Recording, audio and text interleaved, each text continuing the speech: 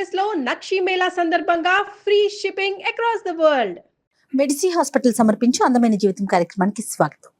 నమస్తే కళ్యాణ్ గారు. నమస్తే జయ. కళ్యాణ్ గారు, సుమలత అనే ఒక అమ్మాయి మనకి వాట్సాప్ లో మెసేజ్ పెట్టింది, చాలా అర్జెంట్ అని. అత్తగారింట్లో పడుతున్న బాధలు భరించలేక కడుపును పుట్టిన బిడ్డను తీసుకొని ఫ్రెండ్ ఇంటికి వెళ్ళిపోయింది. సో అక్కడి నుంచి మనకి మెసేజ్ చేసింది అనమాట. ఇమీడియట్ గా మీతో మాట్లాడాలనిపించి ఈ రోజు నేను తను వస్తానందండి, ఆల్రెడీ స్టూడియోకి రావడానికి తను సిద్ధంగా ఉందన్నమాట. పిలిపించాను. వెరీ గుడ్ అమ్మా. సో మన ముందే ఉంది సుమలత. నమస్తే డాక్టర్ గారు. నమస్తే జయ గారు. నమస్తే అండి. రైట్, సుమలత గారు, మీరు మెయిల్లో పెట్టింది నేను చూశాను పూర్తిగా, బట్ డాక్టర్ గారికి ఆడియన్స్ కి తెలియాలి కాబట్టి ఒక్కసారి అసలు మీ ఇష్యూ క్లియర్ గా చెప్పండి. నేను 19 ఏళ్ల వయసులో అండి, నేను అప్పుడు డిగ్రీ చదువుతున్నాను. నా జీవితంలో అలాంటి పాయింట్ ఆఫ్ టైంలో నన్ను ఒక పర్సన్ ఫాలో చేసేవారండి రెగ్యులర్గా. మా కాలేజ్కి నేను వెళ్ళే టైంకి అక్కడ ఉండేవారు, నేను మళ్ళీ కాలేజ్ రిటర్న్ అయిపోయే టైంలో అక్కడ కనిపించేవారు. అలా నన్ను ఒక 15 to 20 days 25 days వరకు ఫాలో చేశారు. సో 7 days తర్వాత మళ్ళీ నన్ను ఫాలో చేసే ప్లేస్ దగ్గర కాకుండా వెనక నుంచి నన్ను అబ్జర్వ్ చేస్తున్నాడు. సరే కదా అని చెప్పేసి నేను కూడా చూసి వెనక్కి తిరిగి నవ్వాను. తర్వాత ఒకానొక రోజు నా దగ్గరకు వచ్చి, మీరంటే నాకు ఇష్టం అని చెప్పారు, మిమ్మల్ని పెళ్లి చేసుకుందాం అనుకుంటున్నాను అన్నారు. నా గురించి మీకేం తెలీదు, నేనెవరో ఏంటో, నన్ను చూసి ఎలా ఇష్టపడ్డారు, అసలు నాలో ఏముందని మీరు ఇష్టపడ్డారు. అయితే లేదండి, నాకెందుకో మీతో ట్రావెల్ చేసి మీతో లైఫ్ షేర్ చేసుకోవాలనిపిస్తుంది అని చెప్పారు. సరే అండి, ఈ లవ్ అనే దాని మీద నాకు అంత ట్రస్ట్ లేదు, ఫస్ట్ మనం ట్రావెల్ చేద్దాం, ఒక ఫ్రెండ్ జోన్లోకి వెళ్దాం, అప్పుడు మన ఇష్టాలేంటి, మనం ఒకరు తెలుసుకోగలుగుతాం, మనం ఒకరంటే ఏంటి అనేది తెలుసుకోగలుగుతాం. సో అలా మనం ట్రావెల్ చేసిన తర్వాత మన ఇద్దరికి సెట్ అయితే మ్యారేజ్ చేసుకుందాం. అలా అనుకున్నామండి. ఇద్దరు అలా అనుకున్నారు. ఇద్దరు అలా అనుకున్నాం. ఎంతకాలంలో జర్నీ చేశారు? ఫైనల్ గా మ్యారేజ్ ఎప్పుడు చేశారు? ఒక 3 months వరకు చేసామండి. 3 months వరకు. అంటే ఈ 3 months సమయం నీకు సరిపోయిందమ్మా తను పూర్తిగా ఎవరు ఏంటి అనేది తెలుసుకోవడానికి? బాగుండేవాడు సార్, ఎక్కడికి పడితే అక్కడికి తీసుకెళ్లేవాడు, నేను ఏది అడిగినా కాదనేవాడు కాదు, చాలా బాగా చూసుకునేవాడు. 3 months లో ఎలాగమ్మా ఎస్ చెప్పావు? వెనక ముందు చూసుకోకుండా ఏం చూసి అంత ఇన్ఫ్లుయెన్స్ అయ్యో ఈ మనిషిని? సార్ చూడ్డానికి అచ్చం సినిమా హీరోలా ఉండేవాడు సార్. సినిమా హీరోలా తయారయ్యేవాడు, మంచి గాగుల్స్ పెట్టుకుని, మంచి హెయిర్ స్టైల్, మంచి డ్రెస్సింగ్ స్టైల్, మాట తీరు కూడా చాలా పాష్ గా ఉండేది సార్. పర్ఫెక్ట్. చాలా చాలా అందంగా ఉండేవాడు. ఆ సినిమా హీరో మెయింటైన్ చేస్తారు కదా, అలా మెయింటైన్ చేశాడు సార్. తర్వాత ఏమైందమ్మా? పేరెంట్స్ కి చెప్పావా? మీ పేరెంట్స్ ఒప్పుకున్నారా? లేదు సార్. చెప్పారా మీరు? చెప్పాను సార్. చాలా గొడవ అయిపోయింది సార్ ఇంట్లో. పెళ్ళేంటి, అసలు ఏమనుకుంటున్నావు నువ్వు, ఈ కాలం అబ్బాయిలు ఎలా ఉన్నారు అని. వచ్చారా దగ్గరుండి పెళ్లి చేశారా?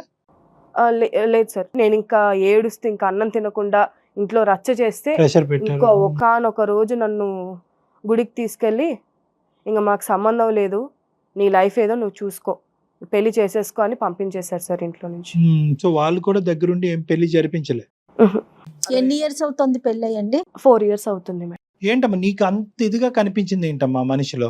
ఇంటికి తీసుకెళ్ళాడు సార్, ఇంటికి తీసుకెళ్లి పేరెంట్స్ ని పరిచయం చేశాడు, మంచి టైం స్పెండ్ చేసాం, నా ఆడపడుచుతో మంచి టైం స్పెండ్ చేసాం. సో ఇతని క్వాలిటీస్ నచ్చినాయి, అటు ఫ్యామిలీ క్వాలిటీస్ కూడా చాలా బాగుండేది. అన్ని విధాలుగా నచ్చిన తర్వాతే ఓకే చెప్పావు? అన్ని రకాలుగా చూసే, అంటే లోపలికి వెళ్ళే వరకు తెలియలేదు సార్ నాకు వీళ్ళేంటో.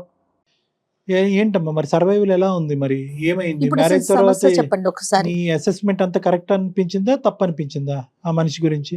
హెరాస్ చేస్తున్నారు సార్. ఎలాంటి హెరాస్మెంట్? ఎక్కడికి బయటికి వెళ్ళనివ్వకుండా, అయ్యో, ఒక ఫంక్షన్ కి తీసుకెళ్లకుండా, అసలు ఎవరైనా ఇంట్లోకి వస్తే లోపలికి వెళ్ళిపో అని సైగ చేయడం, బెదిరించేయడం. ఎవరు? అతనా? అత్తగారండి. అత్తగారు బ్రహ్మ రాక్షస్ అండి బాబు ఆవిడ.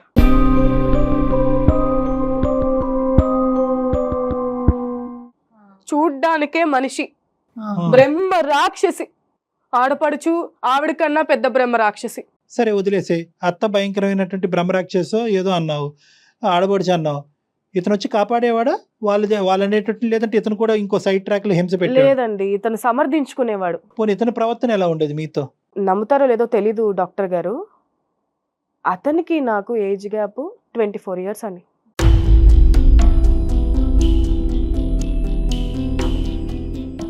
అతనికి నాకు ఏజ్ గ్యాప్ 24 ఇయర్స్ అని తెలిసిందండి. 24 ఇయర్స్ అమ్మా. 24 ఇయర్స్ అండి.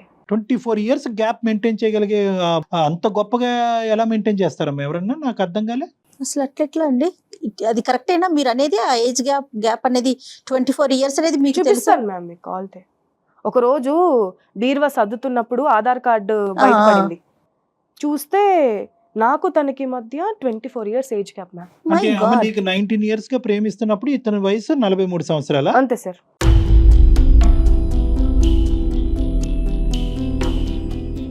సో మ్యారేజ్ తర్వాత కూడా ఇతను ఆ మెయింటెనెన్స్ చూపెట్టేవాడమ్మా, డ్రెస్సింగ్ స్టైల్ గానీ? హెయిర్ మాత్రం ముట్టుకొని ఇచ్చేవాడు కాదు సార్.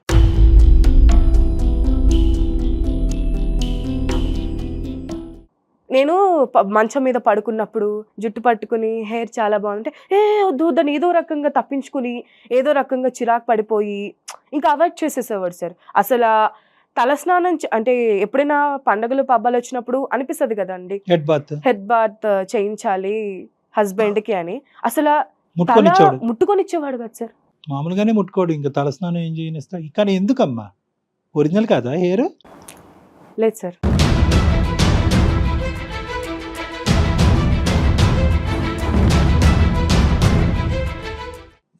ఎలా తెలిసింది అతను హెయిర్ ఒరిజినల్ కాదని మీకు?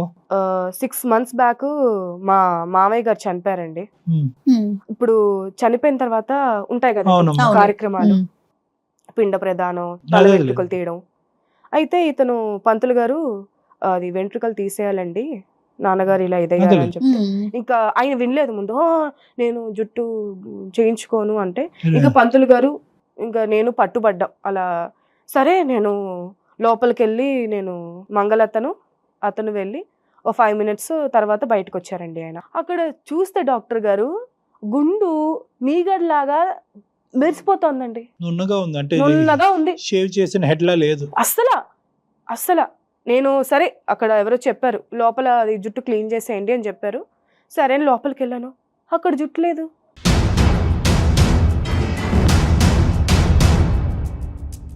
మరి ఏముందమ్మా? సూట్ కేసు ఒకటి పైన ఉన్న సూట్ కేసు కింద పడిపోయింది సార్.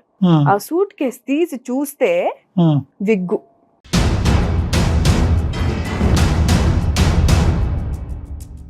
సో వయసు అబద్ధం అన్నది ఆధార్ కార్డు దొరకటం వల్ల తెలిసింది. అవును సార్. జుట్టు అబద్ధం అన్నది విగ్ దొరకటం ద్వారా తెలిసింది. అంతే సార్. అంతే కదమ్మా? అంతే అండి. ఎంతకాలం మెయింటైన్ చేశాడమ్మా? 3.5 ఏళ్ళు సార్. 3.5 ఏళ్ళు అసలు ఇంట్లో ఆడపడుచు తల్లి ఈ ముగ్గురు నా కళ్ళు కప్పేసి 3.5 ఏళ్ళు తెలియకుండా మేనేజ్ చేశాడు సార్.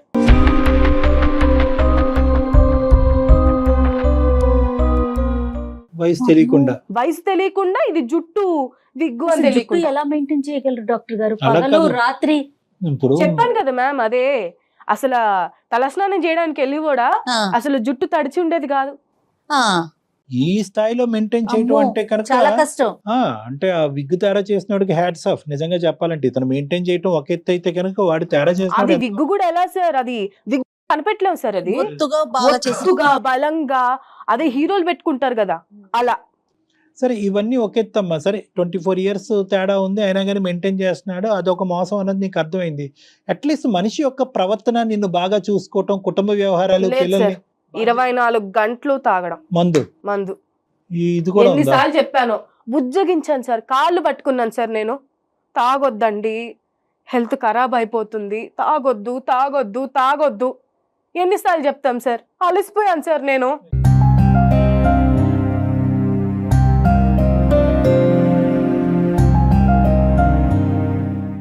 తాగిన తర్వాత ప్రవర్తన ఎలా ఉంటదమ్మా? ఇంటికి వచ్చి నన్ను అది చేసుకురా ఇది చేసుకురా హింస పెట్టేవాడా? హింస పెట్టి గోడకేసి కొట్టివాడు. పిల్లలేమో ఏడ్చేవారు సార్.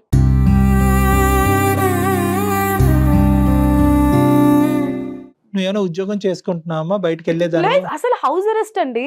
House arrest. బయటకు అసలు బయట అడుగు పెట్టినిచ్చేవారు కాదు. అది బ్రహ్మరాక్షసి మా అత్తయ్య. అది కళ్ళతోనే అది సూర్యకాంతం మించింది అది.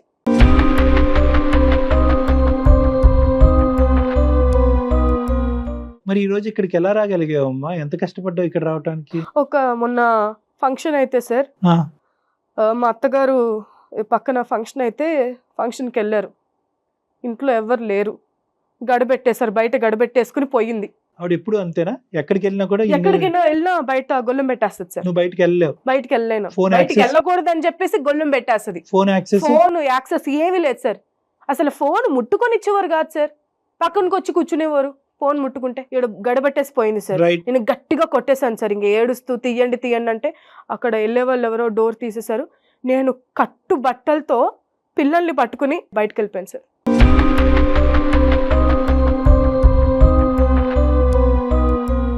ఇన్ని రోజులు బట్టి ఇన్ని సంవత్సరాలు బట్టి నీ మ్యారేజ్ లైఫ్ లో ఇటువంటి అవకాశం ఎప్పుడు రాలేదమ్మా? ఎప్పుడు లేదంటే రాలేదు ఇప్పుడు సార్, నువ్వు ఇప్పుడు రియలైజ్ అయ్యి బయటకు వచ్చావా?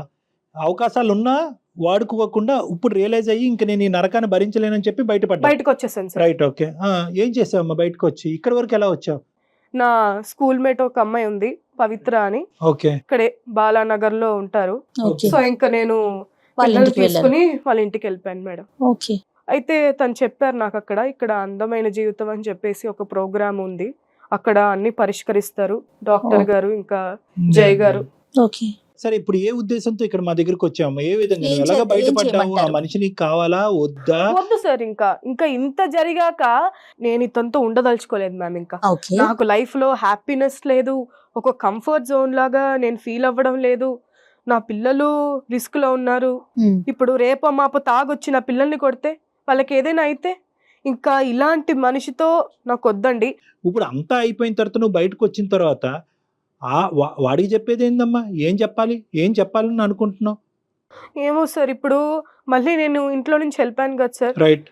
మళ్ళీ మా పేరెంట్స్ కి ఏమైనా ఫోన్ చేసి వాళ్ళని ఎక్కడ ఇబ్బంది పెడతాడనే So, భయం ఉంది సార్ నాకు. పర్మనెంట్ గా దిస్ ఇష్యూ ఇస్ క్లోజ్డ్. నీకు నాకు ఎటువంటి సంబంధం లేదు. నువ్వు ఏబీసీ టార్చర్ పెట్టావు కాబట్టి ఇంకా ముందు నుంచి నా లైఫ్ లో దూరి నన్ను హింస పెట్టద్దు అనేటటువంటి ఒక ఫైనల్ మాట చెప్పటం గురించి. అంతే సార్, అంతే కదా? అంతే. ఎస్, ఎగ్జాక్ట్లీ అండి. సరే, ఇప్పుడు ఈ ఫోన్ అనేది నీ ఫ్రెండ్ ఫోన్ అని అంటున్నావు. అవును సార్. మరి ఇందులోంచి చేస్తే అతను ఎత్తుతాడా ఫోన్? ట్రై చేస్తారా? ట్రై చేద్దాం ట్రై సార్. చేయండి.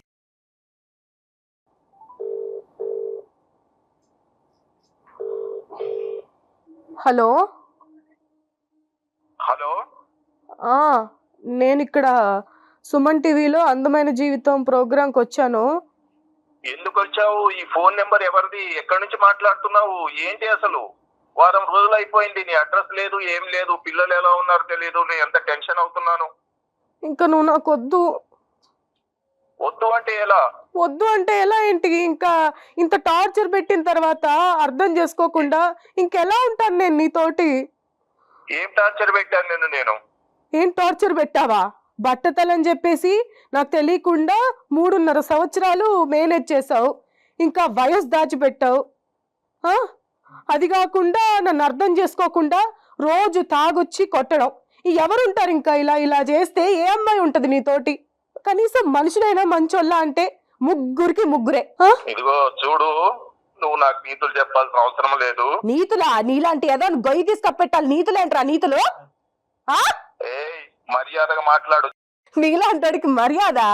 అబ్బో, ఆ పేరు చెప్పడానికి కూడా నీకు హక్కు లేదు. వాళ్ళు రాలగొడతారు ఎద్దవ్వా.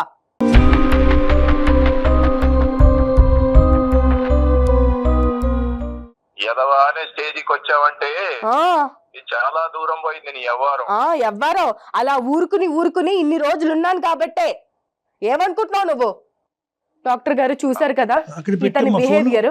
బాబు, తమ్ముడు నీ పేరేంటన్నా? నా పేరు సుధాకర్ అండి. బాగుంది పేరు. కాదు, ఇప్పుడు ఈ అమ్మాయిని ఏంటి ఇబ్బంది పెట్టేది? ఆ అమ్మాయి పరుగున వచ్చింది ఒక జైల్లోంచి విడుదలైనటువంటి ఒక ఖైదీలాగా చెమటలు కక్కుకుంటూ 4.5 సంవత్సరాల పాటు ఆ అమ్మాయిని ఒక చావనివ్వలేదంట కదా మీరు. ఆ అమ్మాయి పరిగెట్టుకుని ఈ రోజు ఇక్కడికి వచ్చి మా వేదిక ఉంది కాబట్టి తన బాధను విలపించుకుంది. ఈ రోజు నీతో మాట్లాడితే అసలు నీకేమైందని అడుగుతున్నావు. ఏమైంది ఏంటి? ఆ అమ్మాయికి ఏం అవ్వలేదా?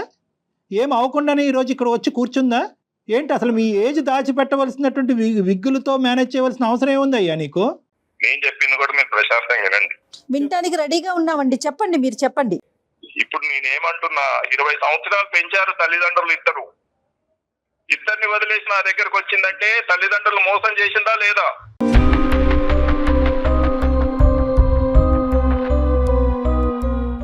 ఈ రోజు నా బొచ్చు బాగాలేదని ఇంట్లోంచి వెళ్ళిపోయింది. 2 పిల్లల్ని కన్న తర్వాత వీడు బొచ్చు బాగాలేదు, వీడు అందగాడు కాదు, అప్పుడేమో అందగాడు అని అప్పుడు వచ్చింది, ఇప్పుడేమో బాగాలేదని వెళ్ళిపోయింది. సరే, ఇంకా సార్ అవసరం తల్లిదండ్రులతో అవసరం తీరిపోయింది, వెళ్ళిపోయింది. ఇక్కడ భర్తతో అవసరం తీరిపోయింది, వెళ్ళిపోయింది. మరి ఆ పిల్లలు ఏం కావాలి? వాడిని నమ్మే కదా సార్ నేను వెళ్ళాను, వాడిని నమ్మే కదా మేడం నేను వెళ్ళాను. ఒక ట్రస్ట్ వచ్చిన తర్వాతే కదా, ఒక బాండ్ వచ్చిన తర్వాత, ఒక ట్రస్ట్ వచ్చిన తర్వాతే ఎవరైనా ఒక స్టెప్ తీసుకుంటారు. 43 ఏళ్ళు నీకు, అప్పుడు నీకు ఆ మాత్రం ఇంగితం లేదా?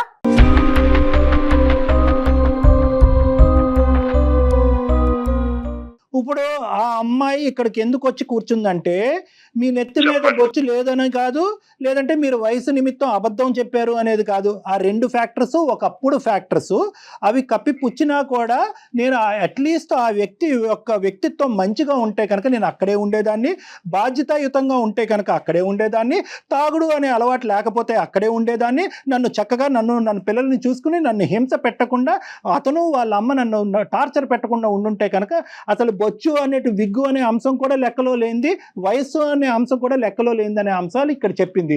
మరి ఇవి కరెక్టా కాదా? మీరు తాగి రావటం అనేది కరెక్టా కాదా? తాగి వచ్చి ఆ అమ్మాయిని హింస పెట్టడం అనేది కరెక్టా కాదా? తాగే మాట వాస్తవం, అందులో ఏమీ అబద్ధం లేదు. తాగి కానీ ఎప్పుడు కూడా నేను ఆమెని శారీరకంగా హింసించలేదు, ఫిజికల్ గా మంచిగానే చూసుకున్నాను కాబట్టి పిల్లలు పుట్టారు. పిల్లలు ఏమైపోయారని అడిగాను కదా ఫోన్ చేసినప్పుడు.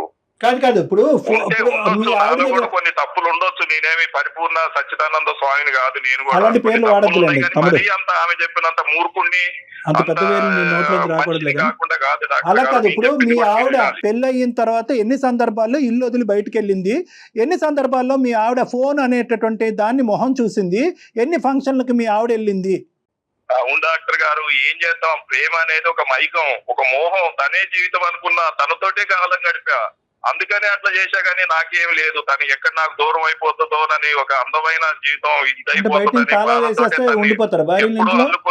తనతోటే ఉన్నాను, తనతోటి 24 గంటలు చేయాలని, తన అందం కోసం అట్లా అయిపోయాను డాక్టర్ గారు. అంతేగాని నాకు వేరే ఉద్దేశం ఏం లేదు. వేరే ఉద్దేశం ఏమీ లేదు. మీకేమొచ్చి మీకు ఒక ఉద్దేశం, దానికి ఒక సెక్యూరిటీ పోలీస్ ఏమొచ్చి మీ అమ్మ బయటకు వెళ్తే కనుక బయట నుంచి గడియలు పెడతారంట, తాళాలు పెడతారంట, ఫోన్లు వాడినెవరంట. తాళాలు గడియలు పెడితే తను బయటికి ఎలా వస్తుంది డాక్టర్ గారు? ఫోన్లు మాట్లాడనిపోవటం అయితే నిజమే, కొంచెం స్వేచ్ఛను అయితే ఇవ్వకపోవటమే నిజమే. కొంచెం ఏంటండి, అసలు ఏం స్వేచ్ఛ ఇచ్చారండి ఆవిడకి? కేవలం ఆ అమ్మాయి చేసినటువంటి ఏకైక తప్పిదం, బహుశా ఈ ప్రోగ్రామ్ చూసేటటువంటి ప్రతి ఆడపిల్ల నేర్చుకోవాల్సింది ఏంటంటే, ఒక మగాడిని, ఒక ప్రేమించేటటువంటి వాడిని అసెస్ చేసేటప్పుడు కేవలం వాడు అందచందాలు ఉన్నాయా, నెత్తి మీద అసలు అది ఒరిజినల్ హెయిరా, అది విగ్గా అనేది కూడా గుడ్డిగా తెలుసుకోకుండా ప్రేమలో అనే మత్తులో పడటం, తల్లిదండ్రులు ఎందుకు ఆపుతున్నారు అనేది అర్థం చేసుకోకుండా అదే మైకంలో కొట్టుకుపోవటం, ఈ అమ్మాయి దానికి సమయం సందర్భం తీసుకున్నటువంటిది 3 నెలల వ్యవధి తీసుకుంది. కాబట్టి ఈ రోజు ఈ అమ్మాయి మీ అందరికీ చులకన అయిపోయింది. మరి ఏం చేస్తారు? తప్పు చేసినప్పుడు తను కూడా తప్పు చేసిందా లేదా? ఏం తప్పు చేసిందండి? తల్లిదండ్రులు వదిలేసి మిమ్మల్ని నమ్మి రావటం అనేది తప్ప? తను చేసిన తప్ప?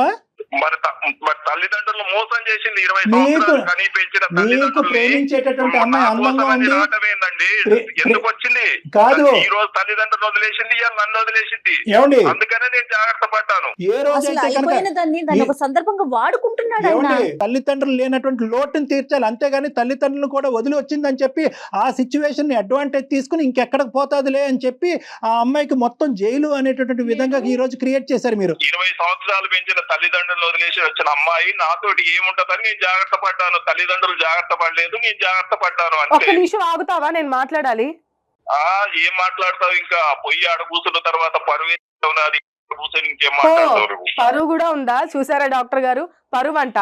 ఇప్పుడు ఆ అమ్మాయి ఆల్రెడీ ఇక్కడ ఒక నిర్ణయం తీసుకుని ఇక్కడికి వచ్చి కూర్చుంది. ఇంకొక దారి అంటూ ఆ అమ్మాయి ఇక్కడ ఏం మాకు చూపెట్టలేదు. అంటే ఏంటంటే ఇక్కడ కౌన్సిలింగ్ చేయటానికో, లేదంటే మిమ్మల్ని ఒక మంచి వ్యక్తి కింద మార్చడానికో, ఈ పెళ్లి కలపటానికో అనేటటువంటి ఆప్షన్స్ ఆ అమ్మాయి ఇవ్వలేదు. ఇక్కడికి వచ్చి ఏమందంటే, ఈ టార్చర్ భరించలేకనే ఇక్కడ కూర్చున్నాను, ఇక్కడ కూర్చోవటానికి ఒకే ఒక అంశం ఏంటంటే కనుక ఆ ఫ్యూచర్లో ఆ మనిషి మళ్ళీ నా జీవితంలో రాకూడదు, నేను ఎక్కడున్నాను అనేటటువంటి ఆలోచన అతనికి రాకూడదు, మా పేరెంట్స్కి వెళ్ళి ఎటువంటిది కమ్యూనికేట్ చేయకూడదు, ఈ పెళ్లి ఇక్కడితో తెగినట్టే అనే అంశం మీకు కమ్యూనికేట్ చేయడం గురించి మా ద్వారా మీతో మాట్లాడమని చెప్పింది. వయసు అప్పుడు ఎందుకు దాచారు? నా నెత్తి మీద ఉన్నది ఒరిజినల్. అవునండి, నేను మంచోడిని కాదు, వయసు నేను దాచడం ఏందండి? నన్ను చూసి ఆ అమ్మాయి కూడా మోహం పడింది కదా. అది లేదు, నువ్వు అవసరం లేదు నాకంటే. మరి పిల్లలు ఏమైపోతారు చెప్పు? నువ్వు చెప్పు, పిల్లలు ఏమైపోతారు? ఆ రోజు తల్లిదండ్రుల మాట విన్నావా నువ్వు? నీ సుఖం, నీ సంతోషం నీదే, గాని ఎదుటోళ్ళది నీకు అవసరమే లేదు. అంతా నీ వర్షనే. మళ్ళీ ఇంకొక అందమైన జీవితం, మళ్ళీ వీళ్ళందరూ నన్ను బదనాం చేసి మళ్ళీ డాక్టర్ గారేమో నన్ను తిడుతున్నాడు. 43 సంవత్సరాలని. అతను అంత మంచి ఉత్తముడైనప్పుడు నువ్వు 19 ఏళ్ళ అమ్మాయివి తల్లిదండ్రులు ఎందుకు వదిలేసుకుని వస్తున్నావు? నాకు 43 ఏళ్ళు, నేను పెద్దవాడిని చెప్పొచ్చు కదా. నీ వయసు ఎందుకు దాచావు? నేను దాచటానికి నీ మనిషినే నీ కళ్ళ ముందున్న 6 అడుగుల మొగాడిని నీ కళ్ళ ముందు ఉంటే నీ కళ్ళకి నేను కనపడటానికి కదా నేను దాచేదేముంది? నీ కళ్ళు మూసుకుపోయినాయి, నీ కళ్ళు కామంతో మూసుకుపోయినాయి, మూసుకుపోయి మోహంతో నాతో వచ్చావు నువ్వు. ఇంకా ఇప్పుడేమో నాకు నీతులు చెబుతున్నావు, నీకు వయసు దాచిపెట్టావు. సుధాకర్ గారు సార్ చెప్పండి సార్. ఇంకా ఎక్కువ మాట్లాడవలసినటువంటి అవసరం లేదు, ఎందుకంటే ఆ అమ్మాయి మీరు ఎట్లంటే ఒక 2 నిమిషాలు నేను మాట్లాడి నేను ఫోన్ పెట్టేస్తాను. ఫోన్ చేసింది మేమే కదా, మీరు కాదు కదా. సో నేను ఒక 2 మాటలు చెప్పి, నేనైతే ఫోన్ చేయలేదు, మీరే చేశారు. అందుగురించి అగౌరవపరిచారు మీరు, అయినా కానీ నేను విన్నాను. నేనే అగౌరవపరిచానండి. నీ వయసు బట్టబయలు చేయటం అగౌరవపరచటమా? ఏం టార్చర్ చూపెట్టారు ఈ 4 సంవత్సరాలు అనేటువంటిది మాకు కళ్ళకు కట్టినట్టుగానే కనిపించింది. మీతో ఇంకా మాట్లాడవలసినటువంటి అవసరం లేదు. ఒకప్పుడు పిల్లలు డివోర్స్ అనేటటువంటి అంశాలు తేల్చుకోవాలంటే కనుక ఆ అమ్మాయికి కావాల్సినటువంటి లీగల్ హెల్ప్ మేము ఇస్తాము, మీకు కావాల్సినటువంటి లీగల్ హెల్ప్ మీరు తీసుకోండి. తద్వారా ఏంటంటే ఈ విడాకుల ప్రక్రియ అనేది ముందుకెళ్తుంది. పిల్లలు ఎవరి దగ్గర ఉంటారు, ఎంతసేపు ఉంటారు అనేటువంటిది కోర్టు నిర్ణయిస్తుంది. ఓకే, ఇవ్వండి. మీరు నాకు కాల్ చేశారు, మీరే అంతా చెప్పారు, మీ ఇష్టం, మీ వర్షన్ మీది. ఆ విడాకులు అనేవి జరగవు, తన జీవితాంతం నాతోటే కలిసి ఉంటది. నాకేం అవసరం? నోరు మూసుకో. ఇప్పటికీ నా తప్పు తెలుసుకున్నాను సార్, నేను రోజు పశ్చాత్తాపడ్డాను సార్. నీ చేతుల్లో అంతా ఉండదు. ఒక బాండింగ్ తెగిపోవాలంటే నీ చేతుల్లో అంతా ఉండదు. నువ్వెవరు చెప్పడానికి? అమ్మాయికి ఇష్టం లేకపోతే ఎవరైనా కానీ ముట్టుకోవడానికి, మాట్లాడడానికి, పక్కన కూర్చోడానికి కూడా హక్కు లేదు. ఏం మాట్లాడుతున్నావు? ఏం మాట్లాడేది ఏముంది? అంత నీ ఇష్టం కాదు, నా ఇష్టం కాదు, నీ ఇష్టం. తల్లిదండ్రులు వదిలేసి వస్తే ఇంకొక మాట అన్నావనుకో నా పేరెంట్స్ గురించి చెప్పుతా కొడతారు ఎదవా. 1కి 100 సార్లు తల్లిదండ్రులను వదిలేసింది. సరే, తన చెప్పుతో తనే కొట్టుకుంది. అదే తల్లిదండ్రుల దగ్గర తీసుకెళ్లే బాధ్యత మాది. ఆ అమ్మాయిని, ఆ అమ్మాయి పిల్లల్ని అక్కడ అప్పచెప్తాము. మీరు ఏ కోర్టు ప్రక్రియ ద్వారా వెళ్తారు అనేది మీ ఇష్టం. ఆ అమ్మాయి మీతో మాత్రం కలిసి ఉండాలనే ఆలోచన ఆ అమ్మాయికి లేదు. అది ఆ అమ్మాయి హక్కు. మీరు నాకు ఫోన్ చేశారు కదా, కంక్లూజన్ నేను కూడా ఒక మాట చెబుతాను నేనండి. తల్లిదండ్రుల నుంచి నాకు విడాకులు ఇప్పిస్తారని మీరు అంటున్నారు, అది జరిగే పని కాదు. సమాజం హర్షించదు, తల్లిదండ్రులు కూడా ఒప్పుకోరు. ఆ భర్తతోటి ఉండు, వాడు పెళ్లి చేసుకున్నాడు, ఏదో ఒకటి ఆ పిల్లల కోసం భరించు. ఆ రోజు మమ్మల్ని వదిలేసి వెళ్ళిపోయావు, ఈ రోజు మళ్ళీ మొగుడిని వదిలేసి మా దగ్గరకు వచ్చావు, పిల్లలు ఏమైపోతారు? కోర్టు కూడా నాకే సపోర్ట్ చేస్తుంది. మీ సుమన్ టీవీ వచ్చినా ఇంకెవరు వచ్చినా అందరు కలిసి ఉండండి రాబాయ్ అని చెబుతారు. పెళ్లి అంటే 100 ఏళ్ళు పంట అంటారు. ఏం బాధ లేదు. సంతోషం అండి, ఊహల్లోనే బతకండి. చాలా సంతోషం. చాలా మంచి నిర్ణయం తీసుకున్నాం. ఆ మనిషి ఏంటనేటటువంటిది ఈ 10 నిమిషాలు అతను మాట్లాడితే మాకు అర్థమైంది. అతను ఎక్కడ కూడా అతను చేసినటువంటి తప్పులు, దాచిపెట్టినటువంటి అంశాలు ఎక్కడ కూడా 0.5% కూడా కనికరం లేదు అని అనిపిస్తుంది. ఒకటమ్మా, ఈ రోజు ఇక్కడికి వచ్చినందుకు, నిర్ణయం తీసుకున్న తర్వాత ఇక్కడికి వచ్చినందుకు మేమందరం హర్షిస్తున్నాం. ఎందుకంటే ఇక్కడ ప్రధానంగా నీకు సపోర్ట్ అనేటటువంటిది కావాలి ఈ సముద్రం దాటు.